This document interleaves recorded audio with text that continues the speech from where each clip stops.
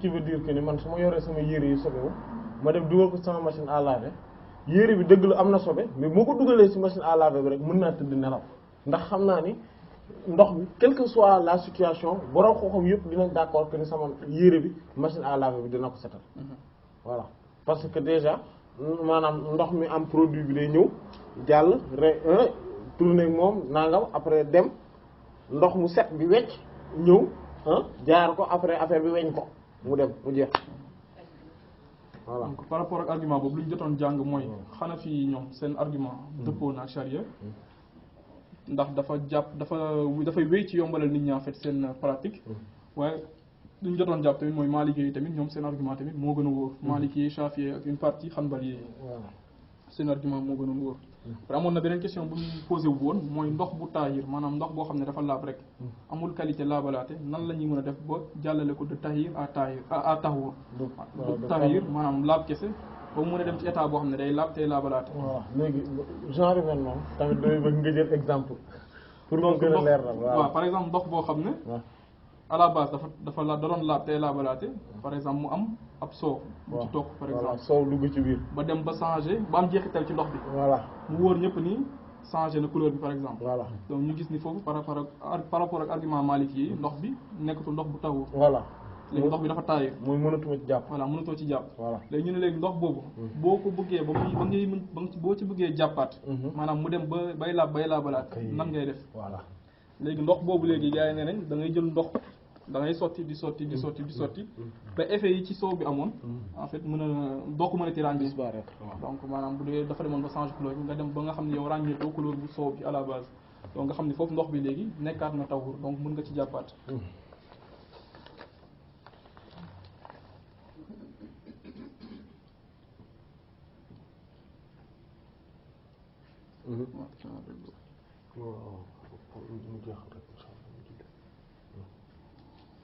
waaw loolu laa jotoon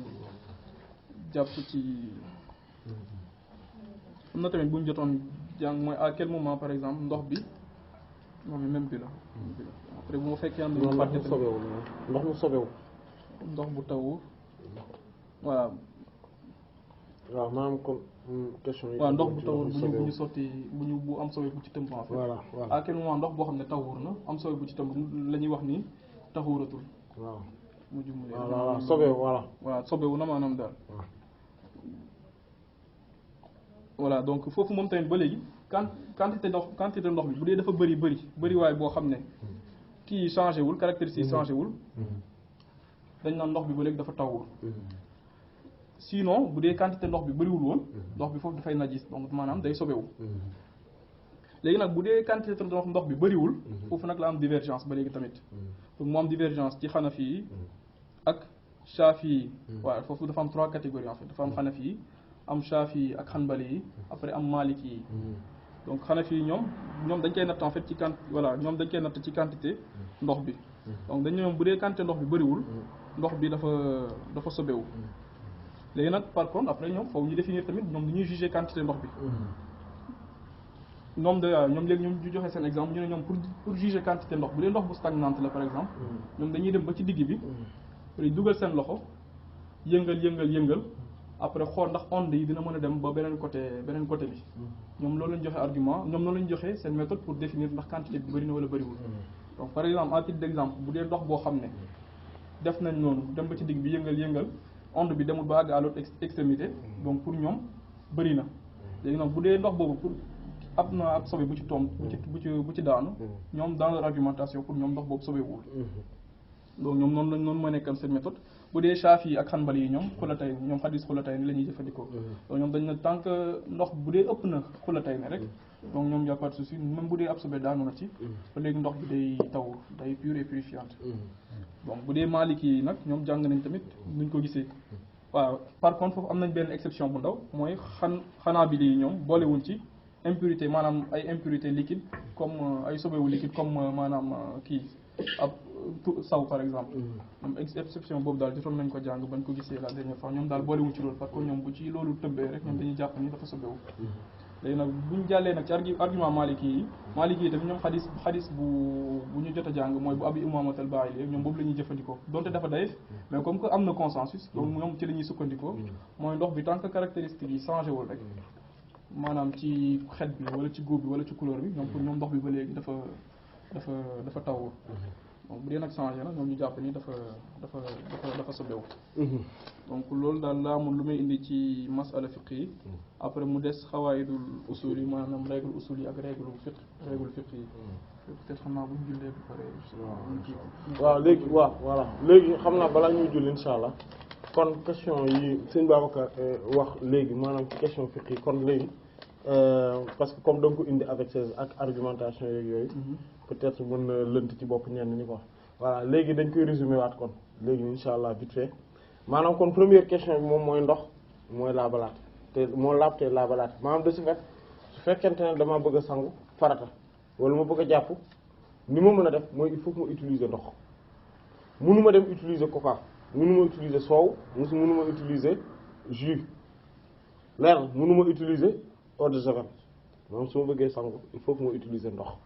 léegi nag loolu mooy kon première question bi deuxième question bi mooy su fekkente ne dama bëgg dara daf ci dugg dara daf cee dugg nu may def maanaam par exemple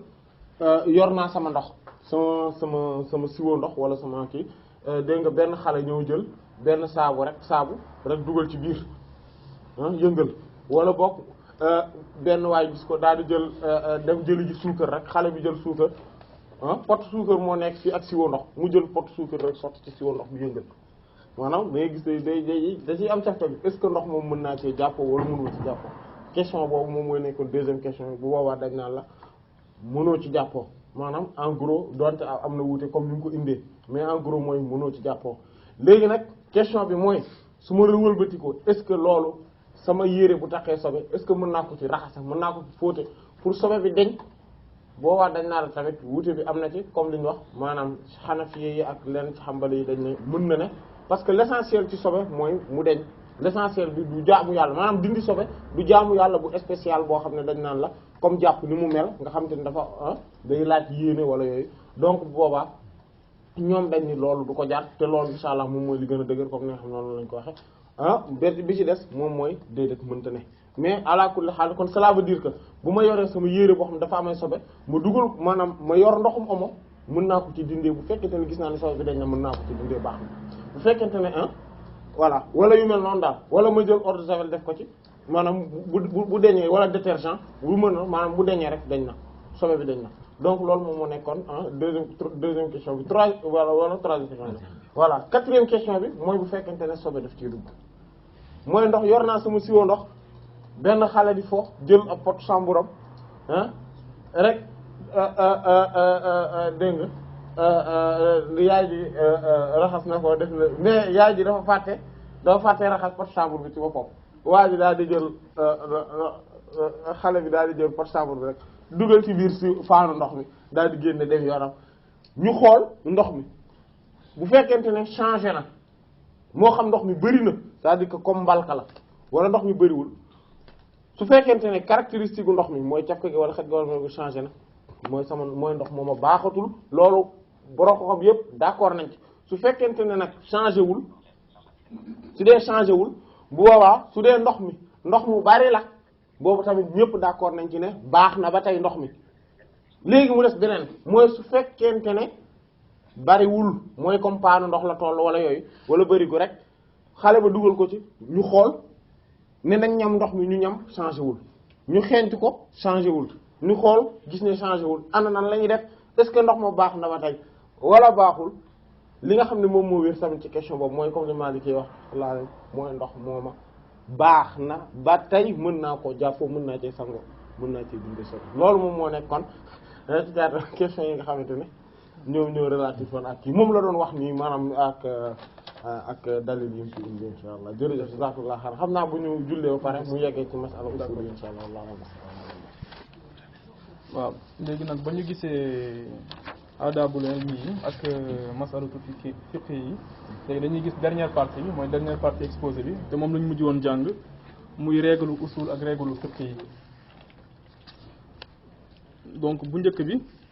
moom la ñuy xool par rapport ak surtout par rapport ak deuxième xadis bi defe naa moo nekkoon xadisu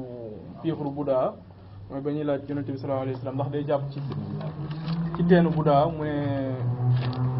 ne ndox bi dafa laab te laabalaate te dara du ko sobel donc ñu jàpp ni réponse boobu dafa ñëw tënku dafa nekk réponse bu tënku ñëw ci benn question en fait léegi ñuy jàpp ni duñu sukkandiku ci réponse boobu waaw duñu sukkandiku ci réponse boobu pour teg benn àtte en fait maanaam réponse bi daal duñu sukkandiku exclusivement pour def benn àtte donc di joxe à titre d'exemple mel ni ku ñëwoon tamit laaj ni par exemple ni ñuy demee terrasse mooy comme sëñ bi nu mu ko joxe woon à titre d'exemple bu ñu nee la par exemple 32 mots bu ñu nee la 32 à titre d'exemple bu ñu nee la moo lay yóbbu terrasse ça veut pas dire que keneen ko jëlul 32 rek doo am bis bu lay yóbbu voilà doo am bis bu lay yóbbu terrasse à part 32 bi donc ñu jàpp ne réponse bu ñëw tënku ci benn question bien particulière bu ñu àttewoo ci réponse boobu exclusivement rek pour joxe benn règle ak deuxième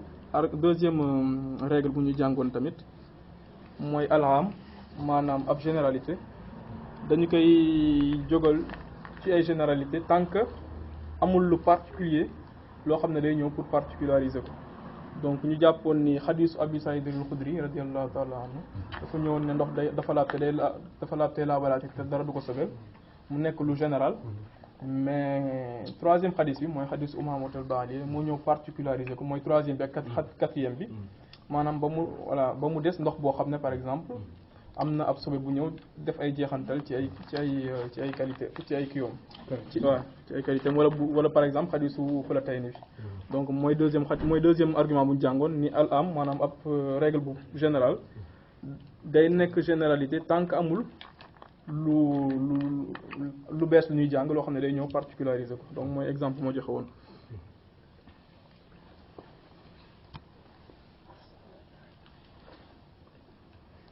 donc tamit lu mat a bàyyi xel tamit mooy comme ba léegi xadisu biixru Budaa bi donc yonent bi sallallahu alayhi wa sallam dañoo ñëwoon laaj ko ci benn contexte bien particulier moo nekkoon contexte biixru Budaa teenu Budaa bi par rapport ak saleté yi ci doon nekk et tout moom mu ñëw joxe généralité en fait donc mu joxe benn réponse générale mais réponse boobu day générale mais dañu koy buñ ci xalaataat wala buñ ci ut à partir en fait dañ koy particulariser que par les causes donc en tout cas daal loolu la peut-être bu desee leer tamit ci kii tamit incha allah y aura des séances de questions réponses incha allah luñ ci mën tamit ñu mottali ko wala sëñ bi tamit yokk ci ay leeral donc am na lu ñu jotoon gis tamit mooy ijma maanaam consensus ijma maanaam consensus borom xam-xam yi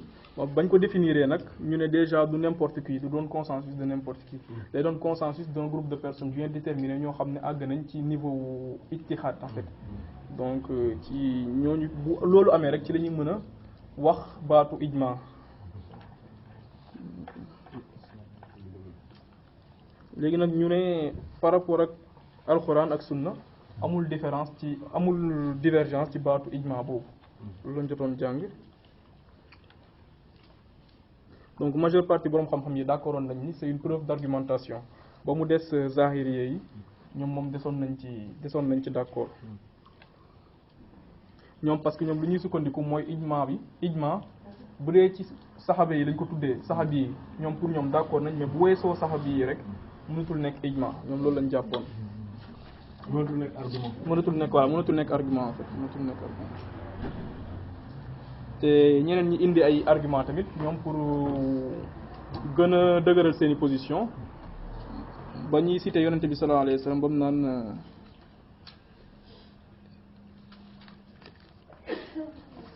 xeetam bi dañuy daje en fait di sànku non xeetam duñu daje ci sànkute donc ñoom ba ñuy ñëwee di soutenir thèse ba tamit ñoom dañu ñëw ñooy ijma pour ñoom argument la ndax yonente bi sallallahu alayhi wa sallam waxoon na ni xeetam bi duñu daje ci sànkute foofu tamit fa laay mën a yem après boo amee ay question réponse tamit incha allah boo amee ay question rek incha allah dinañ ci gën a dugg la sëñ bi leeral ko waxoon nañ tamit baatu mafhum ak mantuux jàngoon nañ ko. Donc mantuux nu ñu ko définiroon mooy loo xam ne par exemple dañuy wax ci suñu kàddu en fait mu doon loo xam ne dafa explicite. Donc dañuy wax mu doon loo xam ne en tout cas soxlawul ñuy kii wala voilà dafa explicite daal dañ ko wax après dafay leer ci bopp nit ñi. Après mafhum moo nekk en fait lu ñuy dégg à travers man su ma waxee benn mbir wala ma joxe benn règle mooy lu ñuy dégg à travers loolu maanaam donc day doon loo xam dafa implicite. Donc ñu jàpp ni tamit mantuux boobu dafa amoon lu ñu jàpp ni mantuux sarix mooy dafa doon loo xam ne lu voilà donc dañuy wax mu leer nañ ci bopp nit ñi ni lii lañu wax en fait dafay mooy lu ma wax rek dafa explicite. Après am beneen mantuux boo xam ne xayri sarix boo xam ne defe naa daal jargon technique la en fait dafa am benn boo xam ne peut-être moo ko jàppee mooy gën a explicite que l'autre en fait. Donc loolu la su ma koy résumer daal mu bëggee donc waaw mi ngi mel ne su ma nee par exemple. lam yalit voilà. bu ma nee la demal Paris ñëpp xam nañ ni li ma la laaj mooy nga dem Paris loolu moom dafa leer nañ amul dara luñ ciy dégg leneen lu dul demal Paris ah wala jugal taxaw wala bul toog maanaam yooyu dañoo leer nañ mais par exemple su ma nee nit day wax dëgg maanaam nit day wax dëgg li ma ci jublu mooy xam nga ci biir wax ji mooy nit parce que léeg-léeg nga gis nit ñi dul wax dëgg kon cela veut pas dire que ni li ma ci jublu mooy nit ñëpp dañuy wax dëgg mais li ma ci jublu rek mooy da koo war a def ah voilà loolu laa ci jublu maanaam kon moom mooy maanaam wax ji leerul defe naa leer am na loo xam ne ah expliqué wu ma ko ci biir wax ji maanaam li ma sous-entendre daal ci biir wax ji loolu mooy xayru sarih mooy dafa am lu ñuy sous-entendre ci suufu wax ji voilà. Donc et à titre d'exemple sëñ bi tamit cité woon na ko mooy bu dee mantuux sarih ñu doon wax lam yalid wa lam yulad boobu moom sikk nekkul ci ni voilà amul dafa doon l'explicite jurul kenn te kenn juru ko mooy ba ñuy wax ci yàlla. Donc amul benn sikk sàkk wax ji dafa leer naañ léegi bu dee exemple mantuux xayri sarih mooy bu ñu doon joxe ci cadre divorce maanaam bu benn waay divorcé ak soxnaam maanaam kii soxnaam fekk dafa ëmboon donc ñu ne moom ci tant que ci biir période hidda bi délai de viduité bi moom moo koy yor en fait moo koy yor daal mooy pourvoir à tous ses besoins. Léegi nag foofu loolu lañ jot a dégg mais tamit dañuy déggaale ni bu doom ji judduwee tamit turu baay ji lay yor. Donc loolu tamit exemple bu ñu jëlee woon la ci mantuux xayri sarih. Donc baatu mafhum mafhum nag mooy lu ñuy comme ni ñu ko waxee rek mooy lu ñuy dégg à travers man sama ma wax benn wax mais ñu dégg ko à travers ci biir wax jooju donc du doon loo xam ne dafa explicite. Donc boobu jàngoon nañ ñu am na mafhumul muwaafaqa ak mafhumul muxaalafa. Donc mafhumul muwaafaqa ba léegi moom day conforme ak man lu ma wax donte à travers lu ma wax lañ ko déggee. Donc maanaam mooy exemple mooy bi nga joxoon naan wala taxulluma uffin bu leen wax uffin foofu ñu jàpp ni dañ xadis bi dafa ne bu leen mooy maanaam suñu yaay yi en fait bu leen wax uffin maanaam bu ñu leen gëdd wala yooyu mais duñ jam boo yemee foofu tamit mën nga jàpp ni tamit donte dañ la wax ni bu leen gëdd sàqantuma la ku leen di dóor en fait donc noonu voilà suñu yaay waajur yi la waaw donc bu leen wax uffin donc foofu mën nga fa jaar wane sax sàqantuma la ku leen di dóor waaw maanaam aaya bi dañu bu leen wax uff maanaam say waajur bu leen wax sax naan uffaay genre yooyu tout paa bi dafa soofal mère bi dafa commencé màggee quoi moom xam nga génération dafa yees maanaam léegi loolu dañ ko tere léegi mu des loolu kon yow li ngay comprendre ci biir wax ji mooy tere nañ la tamit nga dóor ko maanaam xam nga tere waxuñu la alxuraan waxul bu leen dóor seen waajur yi alxuraan amul fenn fu mu ko waxe mais yow à travers fi mu ne la bul ko wax ëf waaye bu ko wax loolu ci ngay comprendre ni kon à fortiori ma di ko dóor voilà à fortiori voilà. ak mu des beneen bi mooy mafhumul muxaalafa donc foofu tamit da ngay comprendre dara à travers sama wax mais day doon lu contraire. donc mooy exemple bu ñu joxoon ni yonent bi sallallahu alayhi wasallam ba mu naan bu dee jur gi bu ñu leen di utiliser. di leen yóbbu di leen sàmm ji ci kii yi ci àll ba dañ ciy joxe azaka. léegi nag foofu nag yaay comprendre ni jur yi ñu bàyyi ci kër yi kenn du leen laaj kenn du ci laaj waaw kenn du ci joxe azaka ngir loolu yi ñuy xont ak voilà donc foofu da ngay jàpp ni à travers diir yi en fait le contraire ngay jàpp moom moo nekkoon mafhumul muxaalafa léegi nag après jàngu voilà par rapport ak mafhumul muxaalafa jàngoon nañ ni amoon na 10 catégories 10 yi nag xam naa dama leen di citer rek après peut-être ku ci soxla leeral après seen bi kii ko mooy mafhumul sifa maanaam boobu attribut lay doon après damay citer rek après bu ñu amee question ñu laaj seen bi xam naa dina ko leeral ak mafhumul charte mooy condition mafhumul illa boobu moom cause lay doon après amoon na mafhumul laxab boobu day lié ak nom bi tur bi voilà day lié ak tur bi ak valeur waxoon nga valeur non exemple voilà exemple woon d'accord amoon na mafhumul istisna mooy maanaam boobu affaire question bi exception lay doon en fait ça va tourner autour de l'exception amoon na mafhumul adat amoon na mafhumul zarfu zaman boobu circonstance de temps la amoon na mafhumul zarfu makaan boobu circonstance de lieu amoon na mafhumul xasr j'écris mal mafhumul xasr maanaam lu ñu résumé la ce que l'on a résumé amoon na mafhumul aaya ak mafhumul aalib loolu après xam naa rek dañ ci indi ku ci soxla leeral rek après seen bi leeral ko donc waaw loolu la istisna donc loolu la woon moo nekkoon 10 mais amoon na ute par rapport ak waxoon nga ne dernier bi maanaam voilà 11e bi mooy mafhumul xaalib amul voilà loolu en gros daal am na nag loo fàtte ci masala usuli lu am solo déedéet mooy jëf yeneen bi sallallahu alayhi wasallam ay actam waaw boobu góor nekk woon de. nekku si mi ngi fi woon wala si mi ngi ci deuxième xadis yi la woon non ci troisième bi mooy ci fin bi mooy bi ñu doon wax d'accord si mi ngi fi woon parce que moom moo leen jëlee woon mooy ñii ñoo fi nekkul woon voilà mooy nan la mooy yonent bi sallallahu alayhi wasallam su jëfee jëf ji nan lañ koy déglu naa ko waaw xam nga waaw da nga ko jëlul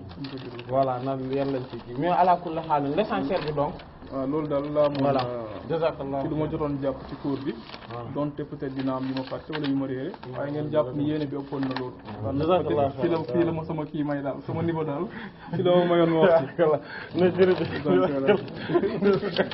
jazakallah xeyran non vraiment masha Allah alhamdulillah résumé bu am solo la wax dëgg yàlla man sax defoon naa ni ma gisee nga defee woon ko dama defoon ni temps bi sax du la may nga mën ko expliquer parce que mais alhamdulilah ni nga ko defee rek masha Allah yàlla jàppale la bu baax ci sa wàllu àdduna ak sa wàllu àllaxira ak sa wàllu xam-xam sa wàllu saako xam-xam sa wàllu lépp rek waaw defal ñu ko ñun ñëpp insha allahu taala li nga xamante ne kon léegi dañuy centrer affaire yi ci masalo fiqh yi en fait parce que yooyu ñoo ci gën a important ba pare ñoom ñoo gën a concerner pratique yi ka suñu vie de tous les jours ah voilà léegi à part donc question yii nii léegi première bi man maay poser léegi ay question léegi man maay poser question pour xool ba xam gars yi comprendre nañ léegi après gars yi ñoom ñooy répondre léegi su ma yoree sama benn mbalka ah mu nekk ci àll ba ngelaw li du ko ëpp wala boog am garab bu ko tiim garab gi tiim na mbalka bi xob yi di daanu ci biir mbalka mi sama mbalka boobu mën naa cee jàpp wala mënuma cee jàpp mën naa cee jàpp très bien léegi maanaam dañuy def ndànk-ndànk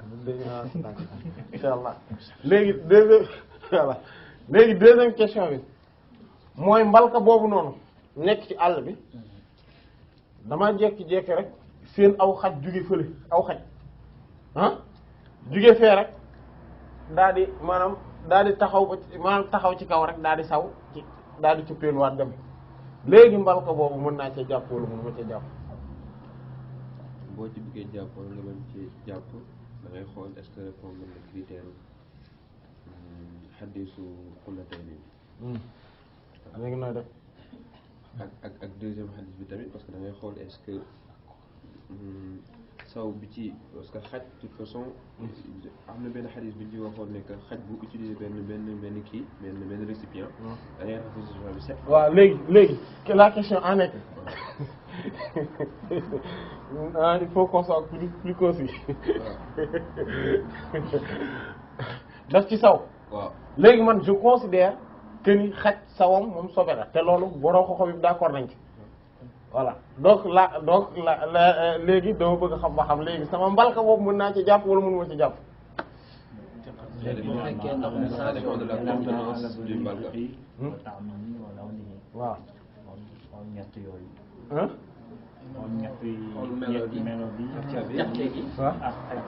waaw bu fekkente ne lan na. su changé. mais loolu si ngiru Maliki yi. voilà waaw loolu ci ngiru moom Malik la. soo ki yeneen jiir yi dañuy xool ndax ndox bi bëri na. voilà ndax ndox mi ci mbalka bi bari na wala bariwul. waaw voilà waaw léegi su fekkente ne dafa bari. soo kee dafa bëri. kon soo kee yeneen ñetti ngir yi mooy ngir mooy kii Hanafiya yi ak Hanbali yi ak Shafi yi mun nga cee boobu ndox laaf nga tee laa balaate. bu dee dafa bari. waaw bu dee dafa bëri. waaw d'accord léegi mais su kon amul condition. amul condition. donc kon foofu kon su fu xaj bi sawee ci mbalka mi rek bu ndox mi baree garaawul. waaw Shafi yi ñoom dañu xool ndax mot na pour la tay nii. waaw voilà su bëri daal mooy baax na. foofu ndox tamit du moment que ndox bi bëri na rek. mun na ci jëfandikoo. waaw. léegi su fekkee Maliki yi nag dañu xool ndax ñetti conditions yi mooy xet bi cat bi. est-ce que d'accord ngeen ci li mu wax. mooy des Hanafi yi tamit dañuy démarqué wu. Hanafi yi dañuy démarqué wu tamit ñoom am na. waaw ñoom wax nañu waaw ah. ba mu des Hanafi yi. d'accord ngeen ci li ñu wax kon ñoom. ndér man nag d'accord moom ndax xam nga lu tax d'accord ma parce que ndox mi xamuma ba xam caractéristique yi dafa changé wala changé wul parce que moom dañu Maliki yi dañuy seet ba xam caractéristique yi changé na alors que ñi ci des tamit dinañ ko xool c'est-à-dire que ñoom dañuy xool ba xam ñoom li ñuy njëkk a xool mooy est-ce que changé na bu changé wul ci la ñuy doog a xool ndax mat na xul la tey ni wala mat ko ndax bari na wala bariwul waaw loolu la c'est-à-dire que dañuy njëkk a xool ba xam changé na su changé ñëpp d'accord nañ ci ne ndox moom baaxul. man dama jàppoon ne yeneen ñetti ngir yi pour ñoom du moment que ndox bi bëri na rek. soxla non déedéet ñu xool xul la tey dañuy xool ndax changé na wala dañuy njëkk a xool ba xam changé na ba pare ñu doog a xool xul la tey donc da ngay boole ñaari yi. voilà on est d'accord léegi robinet moom dafa tëj voilà ma dama dem ubbi sama robinet yi xool li dafa tëj ma ni sie man am naa problème te foog ma jàpp foog ma julli te damaa war a jàpp bu ma paree bu ma c'est-à-dire que bu ma amul ndox mu ma jàppoo danaa tiim may wër ci kër gi fan laay trouver ndox di wër jekki-jekki rek tiens ñu ne ma boo duggee ci wanag wi kii bi maanaam chasse bi fii muy def ndox mi chasse bi foofu am na ndox chasse bi mooy boo duggee gis nga ci wanag bi boo fa duggee waaw voilà ci WC yi ah waaw foofu am na ndox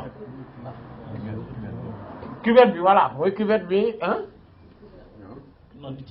voilà lu tiim voilà mooy li ci kaw daal di ko tiim voilà maanaam fi ndox mi di stocké wu nga xam ne foofu boo ko xëccee ci la ndox mi tu wàcc voilà léegi ma ne foofu nag am na ndox léegi nag est-ce que damaa war a tiim wala damay jàppoo ndox moom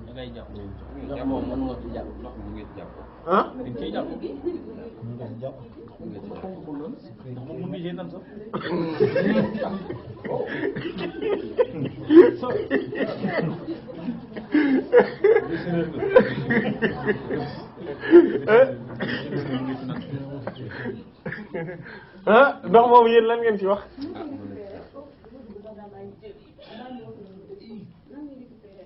mais da ngay ubbi lii da nga koy ubbi da nga koy boo ko ubbee gis ci ndox ci biir. ndox mu set la mën nga ko naan sax. Et que le réservoir est en hauteur. Ndrama bi ma nekk man c'est pas possible. waaw léegi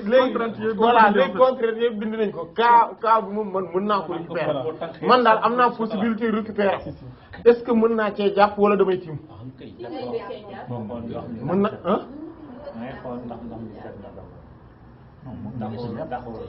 léegi nan laay xamee ba xam taxur na wala taxurul foofu. jàng ci ginnaaw rek. kan xool bi melo bi. waaw mais ndox mi moom ndox mi ci des ñoo yam. moom ndox yu jógee ci robinet bi ñoo yam. waaw mais ndox mi ñoo yam.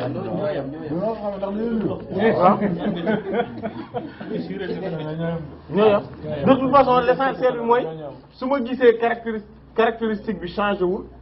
maanaam bu ma ko ñamee amul benn càpka amul kii bu ma ko xoolee gisuma mu changé ah ma laal ko wala ma xool couleur bi changé wul càpka changé wul xet bi changé wul donc mën naa ko utiliser léegi ñu jël ci beneen cas mooy léegi foofu ndox ma fa nekk